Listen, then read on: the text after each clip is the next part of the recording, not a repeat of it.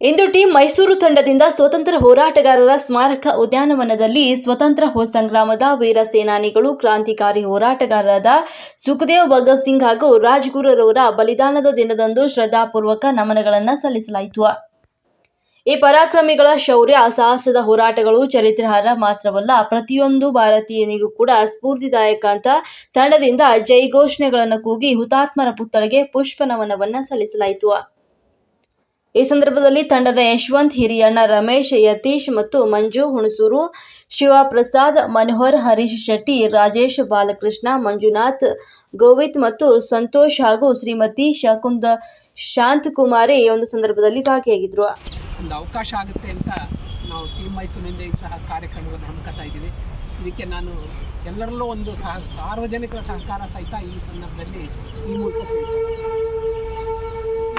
ವಿಚಾರ ಎಷ್ಟಿತ್ತು ಅಂತಂದರೆ, ಒಮ್ಮೆ ಅವ್ರ ತಾಯಿ ಕೇಳ್ತಾರಂತೆ, ಮದುವೆ ಆಗುವಂಥ ವಯಸ್ಸು ಬಂದಿದೆ, ಮದುವೆ ಆಗುವಂತಂದಾಗ ಅವ್ರು ಹೇಳ್ತಾರಂತೆ, ಈ ದಾಸ್ಯದಲ್ಲಿರುವಂಥ ಭಾರತದಲ್ಲಿ ನಾನು ಏನಾದರೂ ಮದುವೆ ಆದರೆ ನನ್ನ ಹೆಂಡತಿ ಹೆಸರು ಸಾವಾಗಿರ್ತದೆ ಅಂತ ಹೇಳ್ತಾರಂತೆ.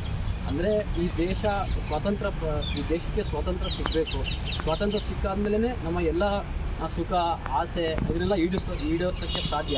ಅದಕ್ಕೆ ಅವ್ರು ಹೇಳ್ತಾರಂತೆ, ಮೊದಲಿಗೆ ನನ್ನ ವೈಯಕ್ತಿಕ ಏನು ಚಿಂತನೆ ಇರ್ತದೆ ಅದನ್ನು ನಾನು ನುಚ್ಚು ನೂರು ಮಾಡಬೇಕು. ಅವಾಗ ಮಾತ್ರ ಈ ಸ್ವಾತಂತ್ರ್ಯದ ಏನು ಸಂಗ್ರಾಮದಲ್ಲಿ ನಾನು ಭಾಗಿಯಾಗಕ್ಕೆ ಸಾಧ್ಯ ಅಂತ ಅವ್ರು ಹೇಳ್ತಾರಂತೆ.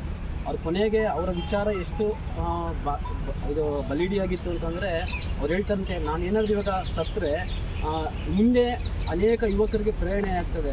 ಅದಕ್ಕೆ ಅವ್ರು ಹೇಳ್ತಾರಂತೆ, ವ್ಯಕ್ತಿಯನ್ನು ಕೊಲ್ಲಬಹುದು, ಆದರೆ ವ್ಯಕ್ತಿಯಲ್ಲಿರುವಂಥ ವಿಚಾರವನ್ನು ಕೊಲ್ಲಕ್ಕೆ ಸಾಧ್ಯ ಇಲ್ಲ.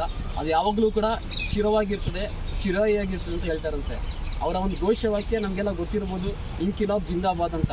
ಆದರೆ ಪ್ರಸ್ತುತ ಸ್ಥಿತಿಯಲ್ಲಿ ಎಡ ಮತ್ತು ಬಲ ಅಂತ ಒಂದು ಚಿಂತನೆಯನ್ನು ಬಂದು ಅದನ್ನು ಅವರು ಭಗತ್ ಸಿಂಗ್ರವರು ಏನೋ ಆಗಿನ ಒಂದು ಚಿಂತನೆಯನ್ನು ಇಟ್ಟಿದ್ರು.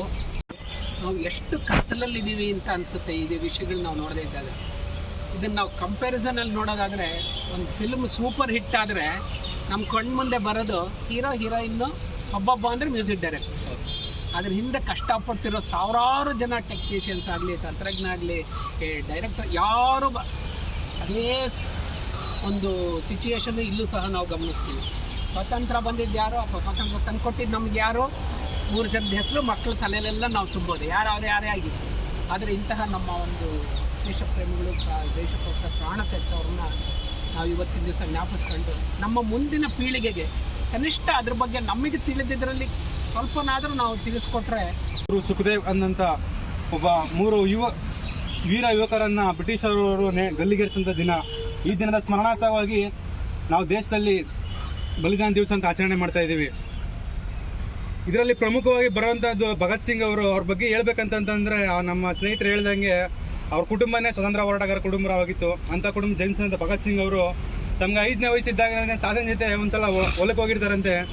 ತಾತನ ಕೇಳ್ತಾರೆ, ತಾತ ಇಲ್ಲೇನು ಮಾಡ್ತಾ ಇದ್ದೀರಾ ಅಂತ. ಅವ್ರು ಬೆಳಿಬೇಕಾರೆ, ನಾವು ಪಂಜಾಬ್ನವರಪ್ಪ, ನಾವು ಇಡೀ ದೇಶಕ್ಕೆ ಗೋಧಿ ಸಪ್ಲೈ ಮಾಡೋರು, ನಾವು ಬೆಳೆದಂಥ ಗೋಧಿ ಇಡೀ ದೇಶಕ್ಕೆ ಸರಬರಾಜು ಮಾಡ್ತೀವಿ ಅಂತ ಹೇಳಿದಾಗ ಭಗತ್ ಸಿಂಗ್ ಮನೆಗೆ ಹೋಗಿ ಒಂದು ಸಣ್ಣ ಪಿಸ್ತೂಲ್ ತಂದು ಭೂಮಿ ಒಳಗಡೆ ಇಡ್ತಾರಂತೆ. ತಾತ ಕೇಳಿದಾಗ, ಆಶ್ಚರ್ಯ ಕೇಳಿ ಏನಕ್ಕೆ ಮಾಡ್ತಾ ಇದ್ದೀವಿ ಅಂತ ಕೇಳಿದಾಗ, ತಾತ ನೀವು ಹೆಂಗೆ ಇಲ್ಲಿ ಗೋಧಿನ ಬೆಳೆದು ದೇಶಕ್ಕೆ ಹಂಚ್ತೀರಾ, ನಾನು ಹಂಗೆ ಬಂದೂಕಗಳನ್ನ ಬಿತ್ತಿ ಇಡೀ ದೇಶಕ್ಕೆ ಹಂಚಿ ಸ್ವತಂತ್ರನ ತಂದ್ಕೊಡೋಂಥ ಕೆಲಸ ಮಾಡ್ತೀನಿ ತಾತ ಅಂತ ಹೇಳ್ತಾರಂತೆ. ಆ 5ನೇ ವಯಸ್ಸಲ್ಲಿ ಅಂಥ ಒಂದು ಸ್ವತಂತ್ರ ಮನ್ನಭವನ ಒಂದು ಭಗತ್ ಸಿಂಗ್ ಅವರು ಮುಂದೆ ಹೋಗ್ತಾ ಅವ್ರಿಗೆ ಸುಮಾರು 12ನೇ ವಯಸ್ಸಿದ್ದಾಗ 1919ರಲ್ಲಿ ಜಲಿಯನ್ ವಾಲಾಬಾಗ್ ಅಂತ ಒಂದು ಹತ್ಯಾಕಾಂಡ ನಡೆಯುತ್ತೆ. ಯಾರು ಜನರಲ್ ಡಯರ್ ಅಂತ ವ್ಯಕ್ತಿ ಒಂದು ಬೈಸಾಖಿ ಹಬ್ಬ ನಡೀತಾ ಇರ್ತದೆ. ಅಲ್ಲಿ ಏನು ಪಾಪ ನಡೆದ ಸಾವಿರಾರು ಜನಗಳನ್ನ ಶಾಂತಿಯುತವಾಗಿ ಪ್ರತಿಭಟನೆ ನಡೆಸ್ತಾ ಇರ್ತಾರೆ. ಆ ಒಂದು ಸ್ಥಳದಲ್ಲಿ ಬಂದಂಥ ಜನರಲ್ ಡಯರ್ ಅನ್ನೋಂಥವನು ಶೂಟೌಟ್ ಆರ್ಡರ್ ಕೊಟ್ಟು ಅಲ್ಲಿ ನಡೆದಿದ್ದ ಸಾವಿರಾರು ಜನಗಳನ್ನ ಹತ್ಯೆಯನ್ನು ನಡೆಸ್ತಾರೆ. ಸರ್ಕಾರಿ ದಾಖಲೆಗಳ ಪ್ರಕಾರನೇ 389 ಅಂತ ಕೊಡ್ತಾರೆ. ಬಟ್ ಅದು 2-3 ಪಟ್ಟು ಜಾಸ್ತಿ ಆಗಿತ್ತು ಅಂತ ಎಲ್ರಿಗೂ ತಿಳಿದಿರೋಂಥ ವಿಷಯ. ಅದಾದ ನಂತರ ಅಲ್ಲಿ ಎಲ್ಲರಿಗೂ ಕೂಡ ನಮಸ್ಕಾರಗಳು. ಇವತ್ತಿನ ಈ ಒಂದು ಬೆಳಗಿನ ಜಾವದಲ್ಲಿ ನಮ್ಮ ಏನು ಟೀಮ್ ಮೈಸೂರು ತಂಡದಿಂದ ಇವತ್ತು ಶಹೀದ್ ದಿವಸ್ ಅಂತ ನಮಗೆಲ್ಲ ಗೊತ್ತಿರ್ಬೋದು.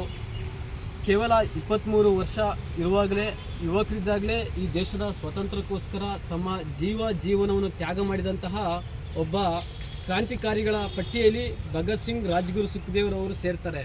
ನಮ್ಮ ದೇಶಕ್ಕೆ ಸ್ವಾತಂತ್ರ್ಯ ಕೇವಲ ಅಹಿಂಸೆಯಿಂದ ಬಂದಿದ್ದಲ್ಲ, ಅದಕ್ಕೆ ಅನೇಕರ ತ್ಯಾಗ ಬಲಿದಾನ, ಕ್ರಾಂತಿಕಾರಿಗಳ ತ್ಯಾಗದ ಒಂದು ಪ್ರತಿಫಲ ಈ ದೇಶಕ್ಕೆ ಸ್ವಾತಂತ್ರ್ಯ ಬಂದಿದೆ ಅಂತ ಹೇಳ್ಬೋದು.